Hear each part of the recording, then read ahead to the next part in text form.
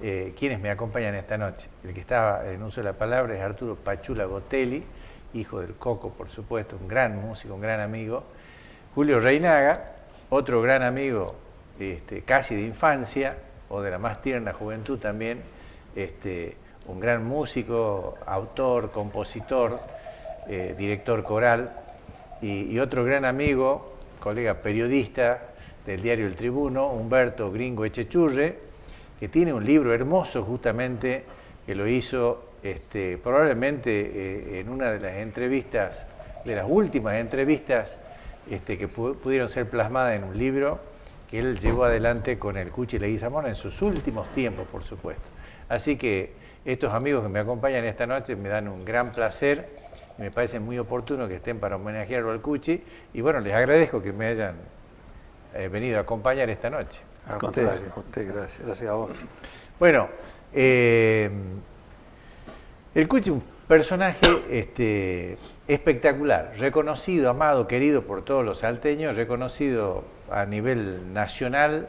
En Buenos Aires he tenido oportunidad de estar en la Peña del Colorado, por ejemplo, en una oportunidad con un primo hermano mío, y había gran cantidad de estudiantes de música que estudian específicamente al Cuchi Leguizamón. Así es, sí.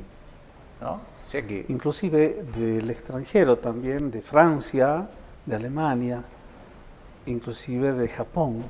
Yo tuve la oportunidad en la casa de Arao Anzoátegui, en Limache, recibir unos japoneses, 8 japoneses, que venían a interiorizarse sobre la creación del Cuchi. Traían grabadores que nosotros acá no conocíamos, tenían discos del dúo salteño presentados en japonés, por supuesto. Querían saber todo sobre esa música.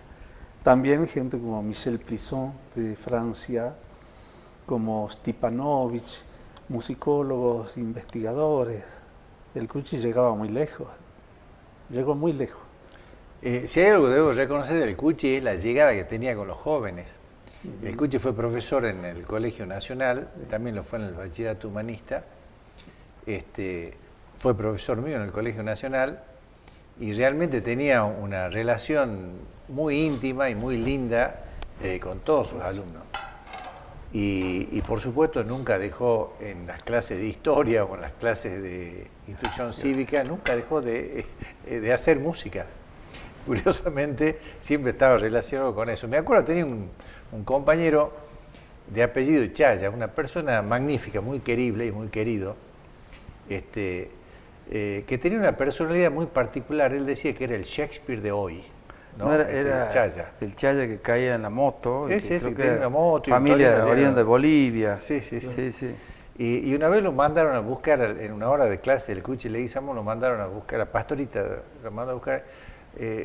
Profesor, ¿podrá ir Luis María Arias, Sergio Terán, Sergio Brizuela, Piraña García y Chaya al coro? ¿Podría darle permiso?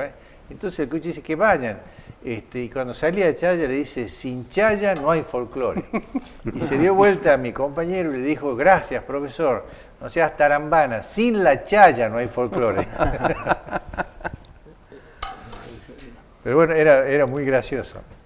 Realmente yo creo lo que dicen de la importancia de los jóvenes que tienen sobre la obra del Cuchi, realmente revaloriza la obra de él y mantiene en la plena vigencia, y eso se vio en este año, que a partir de, yo vi los homenajes que le hacían los jóvenes, que siguen su música, y realmente a lo mejor los medios, los periodistas que son especializados en este tipo de música no le dan la importancia, pero los jóvenes mantienen vigente, y yo creo que eso es bueno, ¿no? Eso es bueno para la música de él, para la permanencia que sigue estando, y la recuperación de su música, ¿no? Que es lo que hablábamos recién, de cómo sigue vigente a través de esa música tan particular, tan creativa, tan innovadora, ¿no? Sí, por ejemplo, nosotros con el grupo Amigo hicimos en mayo la creación y fundación de la Escuela de Música Popular Dr. Gustavo Cuchi Leguizamón, que no era una cuestión de armar una asociación y la cuestión privada de ganar dinero, sino de aglutinar a un sinnúmero de músicos fundando esta escuela, donde estaba Daniel Tinte, Cándido Notá Francesco. Hemos tenido en el programa Temas de la Gente, tus compañeros de esa Exacto, institución, sí, ¿no? Con pero gusto. lo que decía el gringo, cómo se nota, por ejemplo, el grupo Niebla, o Perro Ciego, u otros grupos muy significativos en la creación musical, cómo incorporan estas series de acordes, como hablábamos con Julio. Por ahí hablamos de tal o cual situación musical, la armonía, el juego de las voces, y entra justo, no es más ni menos. Lo otro día con Juan Martín y Delfina habíamos escuchado a la Sinfónica con los arreglos espectaculares. Hermoso todo. Hubiera estado saltando una pata el cuchi. Pero en realidad, la música de Leguizamón es para ser cantada, tocada, sin desmerecer los arreglos sinfónicos. La música de este gran compañero musical y bichito es como que es así. Ahora, todas estas armonías, todas estas cuestiones del contrapunto que salen de aquí, el mito, esto lo hacía el Cuchi Leguizamón en el año 45 y 50. Ahí está el asunto. Y los chicos se dan cuenta de eso, ¿no? Sí, sin duda que era un adelantado. Exacto. Era un adelantado.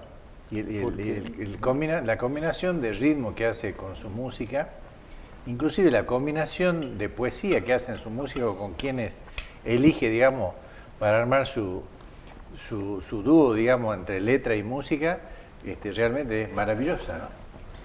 Yo creo, Sergio, que la mesura era un atributo del Cuchi.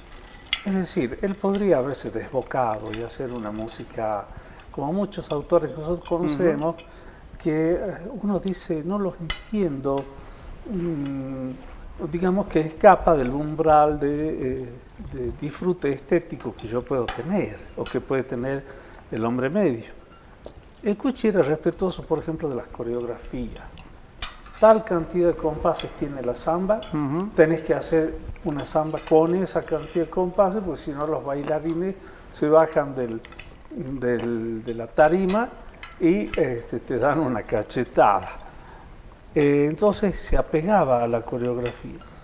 Y lo que él utilizaba como paleta para pintar un paisaje que lo logró, una paleta francesa, él admiraba mucho a Erik Satie, creo que tanto en su música como en su vida.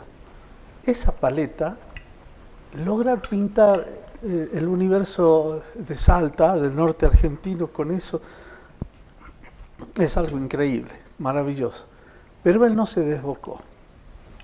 Él tenía un sentido de la mesura, de la medida, de cuando ya algo está más, y a veces decía, ¿no? Que el Cuchi decía que a veces menos es más, ¿no?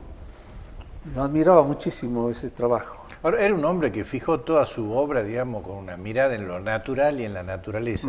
Cuando hablo de lo natural, hablo del hombre, de la mujer, hablo de la naturaleza, hablo de los animales, hablo del paisaje, y en eso tiene una gran riqueza. Bueno, también una característica de todos los poetas de la época, ¿no? Sí, y está... De esa época, digo. Está esa conjunción que se daba el Chivo Valladares. Tejada Gómez. Él toma contacto con los Ábalos, con Alfredo Ábalos, no, Adolfo Ábalos, con la Leda, con el Chivo, con un pariente que era el Mono Villegas. Sí. Un inquieto. Hay unas cartas por ahí que aparecen en los libros del Coco, donde el Coco estudiaba en Buenos Aires porque había ganado una beca para estudiar con Ginastera, una plata que nunca llegó, tomó unas 6, 7 clases, unas cartas hermosas y desesperada el Cuchi, donde le pide que consiga partitura, que consiga esto, que consiga lo otro, y sobre todo un autor, dice Juan Carlos Paz, que era uno de los músicos y es precursor de la música del siglo XX, la música contemporánea. Yo cuando estudié en la escuela de música era el libro, como la Biblia de la música contemporánea. Yo tenía idea de esa carta y digo, ¿qué lo recontraparió? Mirá. No sé si ese libro le había llevado al Cuchi.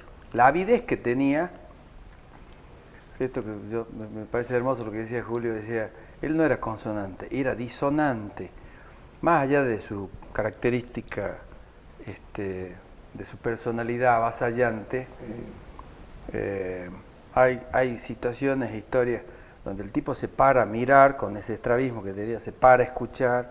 Y una cosa es la obra esta de conjunción de letra y música, la otra obra, por ejemplo, en la Redada, y después está cómo van componiendo esta verdadera historia de cómo era, y después lo que a mí me encantaba escuchar con la historia esta poética, fantasiosa, irreal, el asunto del rococo, por ejemplo. Claro. ¿No? Los relatos del rococo, los relatos de la Abel. Sí. Con eso nos fascinaba en las clases de historia Es en el verdad. Colegio Nacional. Es Y verdad. era tan natural, bueno, indudablemente que cambian los tiempos, ¿viste? Pero la esencia de ese folclore, la pureza, yo creo de eso está a la vista, ¿no? Y hablando de la innovación que podemos decir, yo digo, ¿cómo no ha sido tan creativo el Cuchi de interpretar la samba de Vargas a través de la locomotora, la de las campanas, todo eso, que después, hace poco, vino un músico de Barcelona, yo creo que lo hizo en Buenos Aires, cuando el Cuchi ya hacía 30 años que lo había intentado hacer aquí. Humberto, Entonces, vamos a continuar en el próximo bloque. Estamos haciendo una referencia a la vida del Cuchi Leguizamón. Me indican un corte. Nos vamos pensando en la carcajada del Cuchi y en ese silbido que llevaba por las calles de Salta. Y enseguida volvemos.